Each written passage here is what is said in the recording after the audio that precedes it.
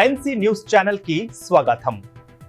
రౌతులపూడి మండలం సార్లంక గ్రామంలో విద్యుత్ షార్ట్ సర్క్యూట్ వల్ల సుమారు 34 ఇళ్లు అగ్ని ప్రమాదంలో కాలిపోవడంతో అగ్నిబాధిత కుటుంబాలను పరామర్శించిన కాకినాడ జిల్లా పార్టీ అధ్యక్షులు దాడిశెట్టి రాజా, ప్రత్తిపాడు నియోజకవర్గ ఇన్ఛార్జ్ ముద్రగడ గిరిబాబు, ప్రత్తిపాడు నియోజకవర్గ వైఎస్ఆర్సీపీ నాయకులు, నరసాపురం పార్లమెంటు పరిశీలకులు, MMR charitable trust chairman Mudunuri Muralikrishnam Raju సార్లంక గ్రామంలో పర్యటించారు.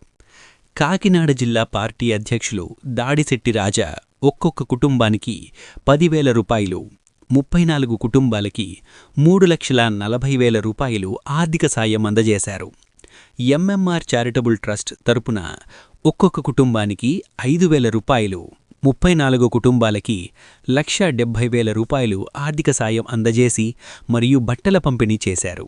మురళిరాజు ఆ నిరుపేద కుటుంబాలకు ఏ కష్టం వచ్చినా అండగా ఎంఎంఆర్ చారిటబుల్ ట్రస్ట్ ఉంటానని భరోసా కల్పించిన ప్రత్తిపాడు నియోజకవర్గ వైఎస్ఆర్సీపీ నాయకులు, నరసాపురం పార్లమెంటు పరిశీలకులు, MMR charitable trust chairman Mudunuri Muralikrishnam రాజు.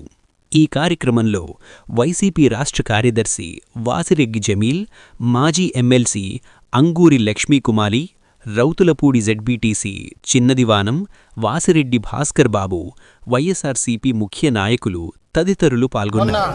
సోమవారం నాడు జరిగినటువంటి ఘటన చాలా బాధాకరం, చాలా దారుణమైనటువంటి ఘటన జరిగింది.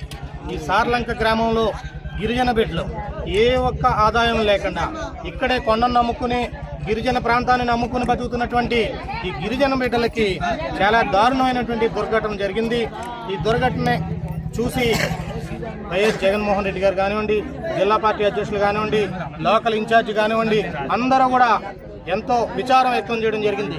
ఈ ప్రభుత్వాన్ని తక్షణ సాయం 1,00,000 రూపాయలు ఇవ్వండి, వాళ్ళకి ఏదైనటువంటి ఆదాయాలు లేవు, ఏదైనటువంటి ఆస్తులు లేవు, ఇల్లు తప్ప ఏదైనటువంటి బతకడానికి లేదు అనే ఉద్దేశంతో తక్షణం పండగ నిమిత్తం ఈ 10 రోజులు బతకడానికి 1,00,000 రూపాయలు ఇవ్వండి, వాళ్ళకి పక్కా గృహాలకు కట్టించి ఇవ్వాలని వైఎస్ జగన్మోహన్ రెడ్డి గారు డిమాండ్ చేయడం జరిగింది. అందులో భాగంగా మేము ఈరోజు వచ్చాం. చాలా దారుణమైనటువంటి పరిస్థితులందరినీ చూసి ఒళ్ళు సలించిపోయింది. కానీ వీళ్ళకి ఏదైనా హామీని ఇచ్చారు, మీరు కట్టిస్తామని ఒక పేరుకే చెప్పడం తప్ప వాళ్ళు 10 రోజులు బట్టి ఈ బిడ్డలందరూ కూడా కళ్ళంటే నీళ్లు తెచ్చుకుని పగలు 2-3 రోజులు భోజనం పెట్టారు.